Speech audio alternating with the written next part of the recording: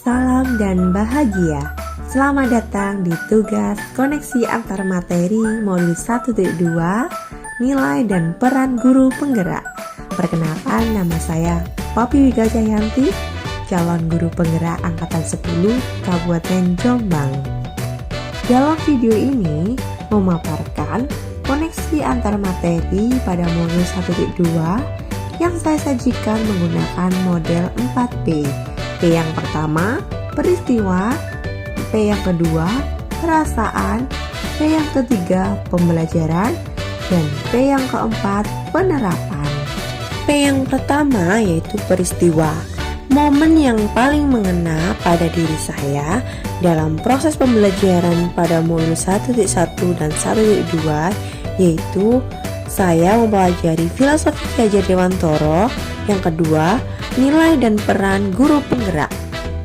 Semakin kesini, saya memahami nilai dan peran guru penggerak yang masih berkaitan dengan filosofi Ki Hajar Dewantara, sehingga saya mendapat suatu ide untuk merancang pembelajaran yang berpihak pada murid dan meningkatkan peran saya sebagai pemimpin pembelajaran.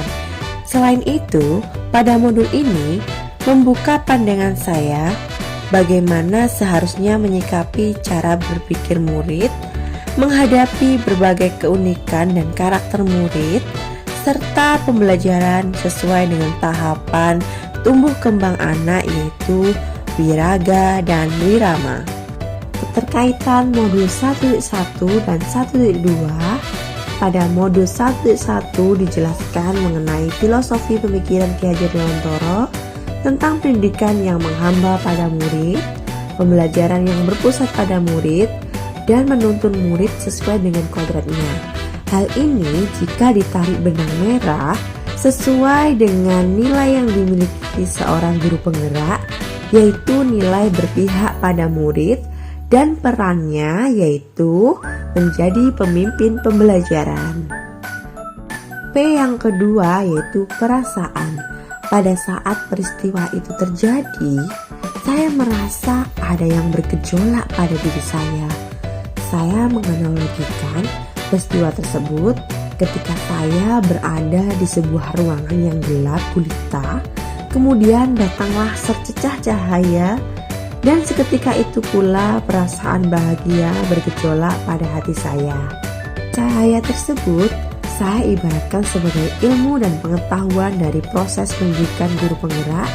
Saya merasa bersyukur diberikan kesempatan untuk belajar bersama dengan orang-orang hebat lainnya. Sebelumnya, saya belum mampu melihat hal-hal yang seharusnya dilakukan dalam pembelajaran yang berpihak pada murid dan memposisikan diri sebagai pemimpin pembelajaran. Tetapi sekarang mata saya terbuka dan diri saya tergugah untuk mengimplementasikan dalam pembelajaran saya. P yang ketiga yaitu pembelajaran. Sebelumnya saya mengalami peristiwa yang sudah saya jelaskan di awal video tadi. Saya berpikir bahwa cara mengajar saya selama ini belum bisa dikatakan berpihak pada murid. Saya beranggapan murid yang mendapatkan nilai tinggi adalah murid yang pandai, dan refleksi pembelajaran tidak perlu dilaksanakan setiap hari. Tetapi setelah saya mempelajari modul 1.1 dan 1.2, saya sadar bahwa anggapan-anggapan tersebut tidaklah benar. Banyak kekeliruan pada saat pelaksanaan pembelajaran yang saya lakukan. Selain itu, murid memiliki karakter yang unik dengan segala perbedaannya yang dimiliki, dan saya sebagai pendidik harusnya dapat memposisikan diri saya sebagai fasilitator yang dapat memenuhi kebutuhan belajar murid. Selanjutnya, saya harus terus berinovasi untuk menciptakan suasana pembelajaran yang menyenangkan, bermakna, dan dapat memfasilitasi kodrat murid. Saya juga harus melakukan refleksi dan kolaborasi dengan rekan sejawat untuk meningkatkan kualitas pembelajaran. P yang keempat yaitu penerapan. Dalam menerapkan ilmu yang saya peroleh dari modul 1.1 dan 1.2 yaitu dengan cara mengimplementasikan nilai dan peran guru penggerak sesuai dengan filosofi Ki Hajar Dewantara antara lain. Yang pertama, berpihak pada murid. Sebagai pendidik, saya akan menuntun murid sesuai dengan minat dan bakat yang dimiliki dengan memperhatikan kodrat alam dan kodrat zaman agar menjadi individu dan bagian dari masyarakat yang dapat mencapai kebahagiaan setinggi-tingginya.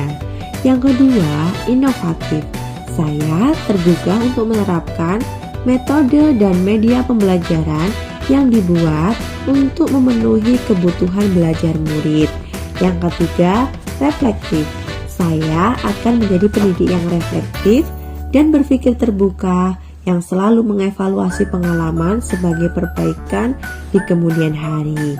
Yang keempat, mandiri.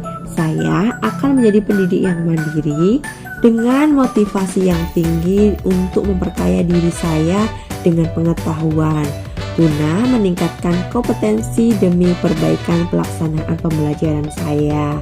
Yang kelima, kolaboratif.